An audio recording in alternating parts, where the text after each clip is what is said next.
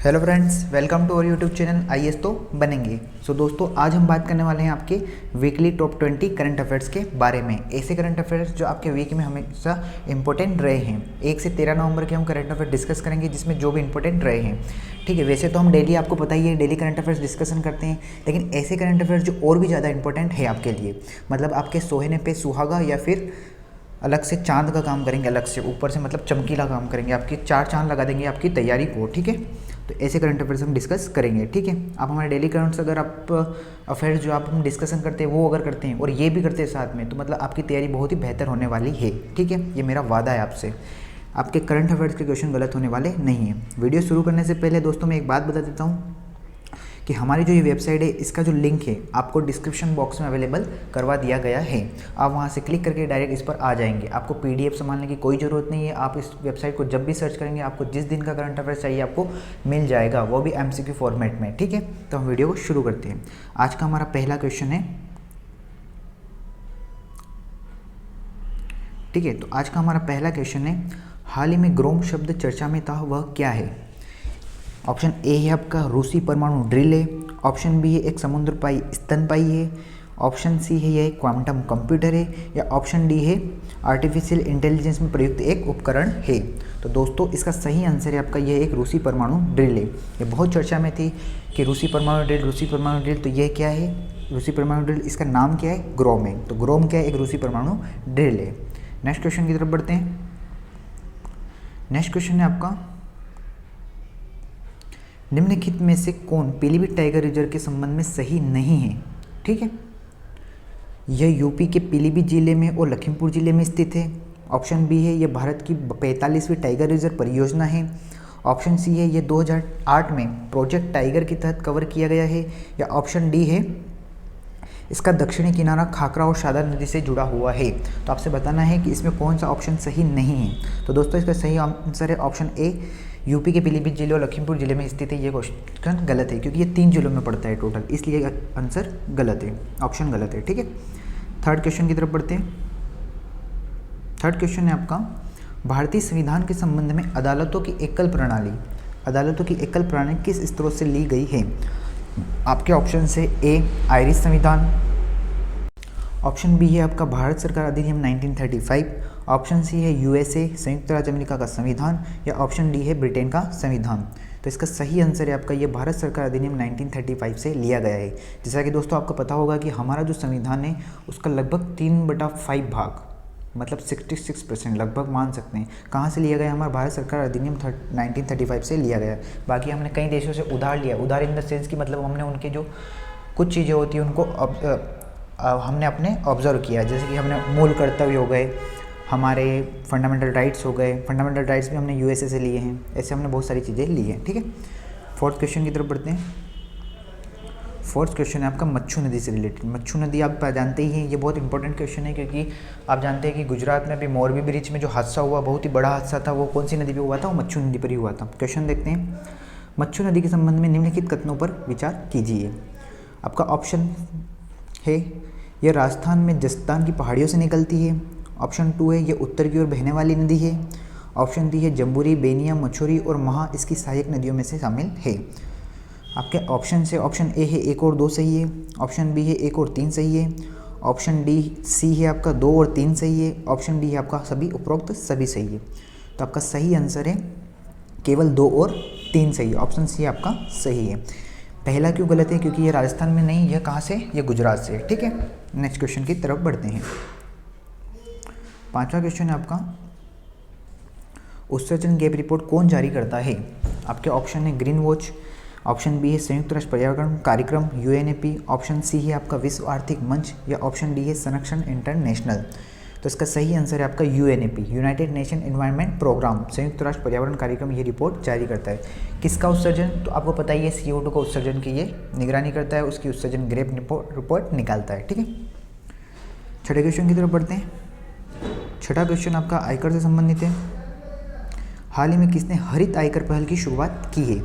Option A है वित्त विभाग ने, ऑप्शन बी है व्यय विभाग ने, ऑप्शन सी है भारतीय रिजर्व बैंक ने, या ऑप्शन डी है आयकर विभाग ने। तो इसका सही आंसर है आपका आयकर विभाग। वैसे भी आप थोड़ा सा अगर कॉमन सेंस लगाते हैं तो भी इसका आंसर निकल सकता है। ठीक है, नेक्स्ट क्वेश्चन की तरफ बढ़ते हैं। अब 7th क्वेश्चन की तरफ।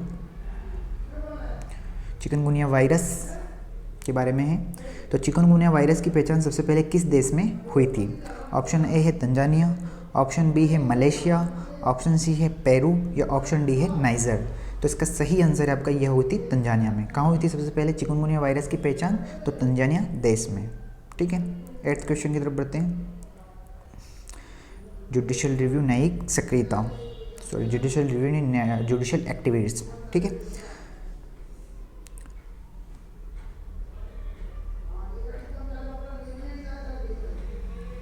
तो क्वेश्चन है हमारा, न्यायिक सक्रियता की अवधारणा किस देश में उत्पन्न हुई है?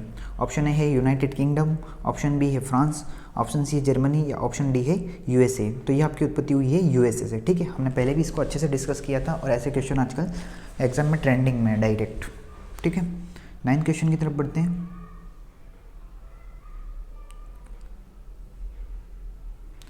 भारतीय संस्कृति के संदर्भ में शीतन वासल का प्रयोग किस धर्म में किया जाता है?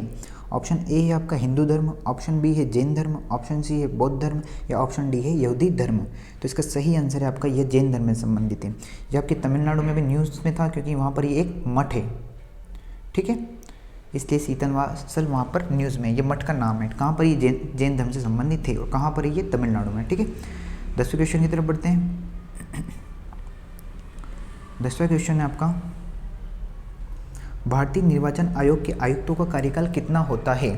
ठीक है, ऑप्शन ए है आपका 6 वर्ष या 65 वर्ष की आयु तक, ऑप्शन बी है 5 वर्ष या 65 वर्ष की आयु तक, ऑप्शन सी है 55 वर्ष की आयु तक या 6 वर्ष तक, या ऑप्शन डी है 5 वर्ष या 55 वर्ष की आयु तक। तो आपका सही आंसर है 6 वर्ष या 65 वर्ष की आयु तक। मतलब कि अगर 6 साल का हो 6 वर्ष के हो गए हैं या फिर 65 वर्ष की आयु उनकी पूरी हो चुकी है तो वो अपने को वहाँ से फिर रिटायर हो जाएंगे। ठीक है, 11th क्वेश्चन की तरफ बढ़ते हैं। 11वां क्वेश्चन है आपका, परफॉर्मेंस ग्रेडिंग इंडेक्स कौन जारी करता है? ऑप्शन ए आपका औद्योगिक नीति एवं संवर्धन विभाग मंत्रालय, ऑप्शन बी है वित्त मंत्रालय, ऑप्शन सी है आपका शिक्षा मंत्रालय, ऑप्शन डी है आपका गृह मंत्रालय। तो दोस्तों इसका सही आंसर है आपका शिक्षा मंत्रालय। परफॉर्मेंस ग्रेडिंग इंडेक्स ये स्कूल के स्तर पर जारी की जाती है। ठीक है, और कौन जारी करता है? शिक्षा मंत्रालय, एजुकेशन मिनिस्ट्री। इसका पहले नाम क्या था? मानव संसाधन एवं विकास मंत्रालय, ह्यूमन रिसोर्स डेवलपमेंट था। ठीक है, बाद में इसका क्या नाम कर दिया आप? शिक्षा मंत्रालय, मतलब एजुकेशन मिनिस्ट्री। नेक्स्ट क्वेश्चन हमारा 12th, संयुक्त राष्ट्र जलवायु परिवर्तन सम्मेलन UNFCCC, United nation framework convention on climate change की COP27 का आयोजन किस देश में होने जा रहा है? आपके ऑप्शन से डेनमार्क, नीदरलैंड, मिस्र या ब्राज़ील। तो सही आंसर इसका ये आपके मिस्र में होने वाला है। किसका? तो UNFCCC की COP27 का आयोजन। ठीक है, 13वां क्वेश्चन है आपका,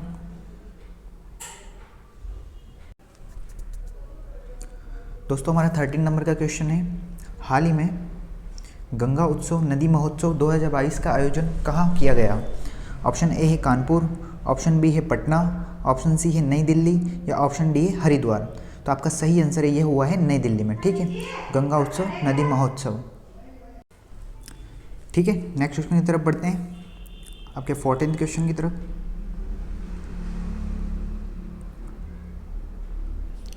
हाल ही में भारतीय वायुसेना स्टेशन कलाईकुंडा में संयुक्त सैन्य प्रशिक्षण 2022 हुआ है, मतलब कि एक्सरसाइज हुई। तो ये किस देश के बीच हो रहा है? ठीक है, मतलब भारत तो है ही सही, और इसमें और कौन सा देश है? ऑप्शन ए है आपका जापान, ऑप्शन बी है आपका सिंगापुर, ऑप्शन सी है आपका ऑस्ट्रेलिया या ऑप्शन डी है आपका USA। तो दोस्तों इसका सही आंसर है आपका सिंगापुर। किसके साथ हो रहा है? यह सिंगापुर के साथ हो रहा है। ठीक है, एक्सरसाइज का नाम क्या है? कलाईकुंडा में। ठीक है, एक्सरसाइज का नाम नहीं दे रखा है, ये सिर्फ कहाँ हो रहा है? कलाईकुंडा में। ठीक है, 15th क्वेश्चन की तरफ बढ़ते हैं।